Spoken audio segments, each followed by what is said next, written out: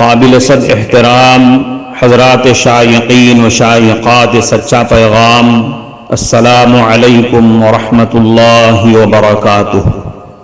آج کی محفل میراث النبی کے نورانی پروگرام میں آپ کا استقبال ہے۔ اہلا و سہلا مرحبا۔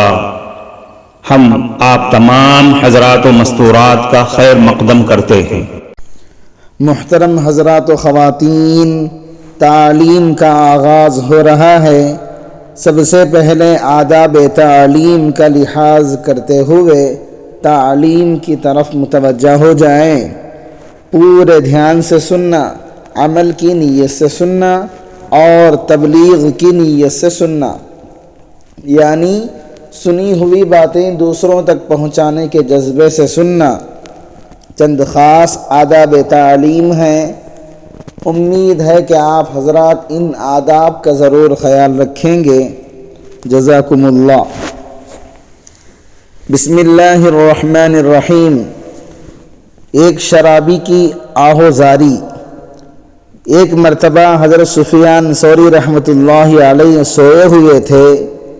ان کو خواب میں کسی بزرگ کی زیارت ہوئی اور فرمایا گیا کہ تمہارے پڑوسی کا جنازہ تیار ہے، تم جا کر اس کا جنازہ پڑھو۔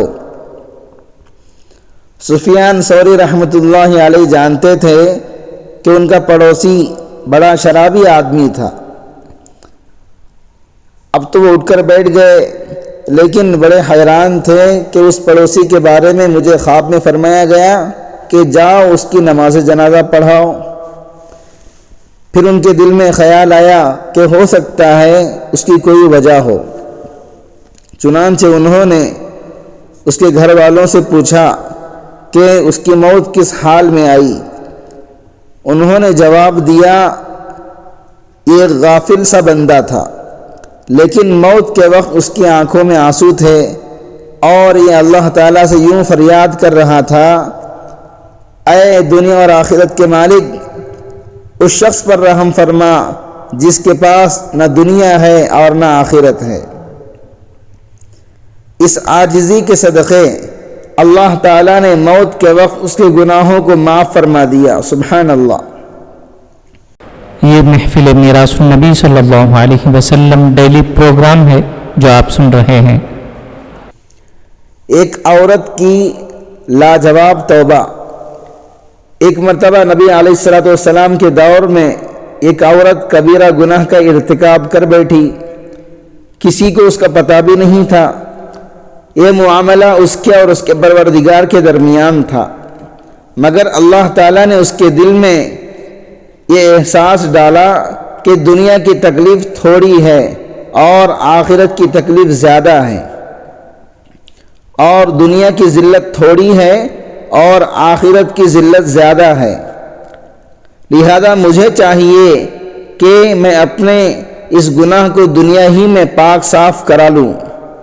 چنانچہ وہ نبی علیہ الصلوۃ والسلام کی خدمت میں حاضر ہوئی، عرض کیا، اے اللہ کے نبی صلی اللہ علیہ وسلم، مجھ سے گناہ سرزد ہوا ہے۔ آپ صلی اللہ علیہ وسلم نے اپنا رخ دوسری طرف پھیر لیا۔ اس نے دوسری طرف سے آ کر کہا، اے اللہ کے نبی، مجھ سے گناہ سرزد ہوا ہے۔ آپ صلی اللہ علیہ وسلم نے پھر اپنا رخ پھیر لیا۔ اللہ کے محبوب صلی اللہ علیہ وسلم نے 4 مختلف اطراف میں رخ کر لیا اور اس نے چاروں طرف سے آ کر بتلایا کہ مجھ سے گناہ کبیرہ سرزد ہوا ہے۔ 4 مرتبہ کیوں رخ پھیرا؟ اس لیے کہ نبی علیہ الصلوۃ والسلام اس سے 4 مرتبہ گواہی لینا چاہتے تھے، کیونکہ اس وقت تک حد جاری نہیں ہو سکتی جب تک گواہی نہ ہو۔ اس عورت نے اقرار کرتے ہوئے کہا، میں نے گناہ کیا ہے اور وہ گناہ میرے پیٹ میں پل رہا ہے۔ اب میں چاہتی ہوں کہ آپ مجھ پر حد جاری کر کے مجھے اس گناہ سے پاک صاف کر دیں۔ نبی علیہ الصلوۃ والسلام نے فرمایا، ابھی جاؤ اور جب وضع حمل ہو جائے تو پھر آنا۔ چنانچہ وہ چلی گئی۔ جب بچے کی پیدائش ہو گئی تو بچے کو لے کر پھر آئی اور پھر عرض کرنے لگی، اے اللہ کے نبی صلی اللہ علیہ وسلم، اب آپ مجھ پر حد جاری کر دیجئے۔ اللہ کے محبوب صلی اللہ علیہ وسلم نے ارشاد فرمایا، ابھی اس بچے کو دودھ پلاؤ۔ چنانچہ وہ پھر واپس چلی گئی۔ 2 سال دودھ پلانے کے بعد پھر نبی علیہ السلام کی خدمت میں حاضر ہوئی اور عرض کرنے لگی، اے اللہ کے محبوب صلی اللہ علیہ وسلم، آپ مجھ پر حد جاری کر دیجئے۔ اب کی بار جب وہ آئی تو بچے کے ہاتھ میں روٹی کا ٹکڑا تھا جسے وہ بچہ کھا رہا تھا۔ وہ بتانا چاہتی تھی کہ اب یہ میرے دودھ کا محتاج نہیں رہا، اب اس پر حد جاری کر دی گئی۔ غور کیجئے کہ اس نے وضع حمل سے پہلے اپنی گناہ کا اقرار کیا، پھر 2 سال دودھ پلانے کے بھی گزرے، مگر اس میں ایسی استقامت تھی کہ وہ بار بار آتی رہی۔ اللہ تعالیٰ نے اس کے دل میں یہ بات ڈال دی تھی کہ میں دنیا میں ہی اس بوجھ سے پاک صاف ہو جاؤں۔ چنانچہ اس کو سنسار کر دیا گیا۔ سنسار کرتے ہوئے عمر فاروق رضی اللہ عنہ نے اس کے بارے میں کوئی سخت بات کہہ دی، مگر نبی صلی اللہ علیہ وسلم نے ارشاد فرمایا، عمر، اس نے ایسی سچی پکی توبہ کی ہے کہ اس کی توبہ کے اجر و ثواب کو شہر والوں میں تقسیم کر دیا جائے تو شہر کے تمام گنہگاروں کی مغفرت ہو جائے۔ معزز شائقین و شائقات سچا پیغام، آپ کو اندازہ لگ گیا ہوگا کہ یہ مضمون کتنا اہم ہے اور کس قدر فائدہ مند ہے۔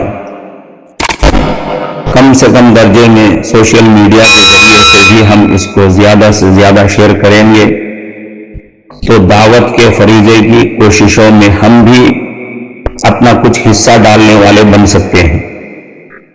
لہذا زیادہ سے زیادہ اس کو عام کریں تاکہ پوری دنیا کے ہندوؤں کی غلط فہمی دور ہو جائے اور انہیں یہ زمینی حقیقت معلوم ہو جائے اور وہ اپنے اصل مذہبی لیڈر پیغمبر آخر الزماں حضرت محمد الرسول اللہ صلی اللہ علیہ وسلم کو ماننے پر مجبور ہو جائیں اور کلمہ پڑھ کر آپ کے ساتھ ساتھ وہ بھی جنت میں جانے والے بن جائیں۔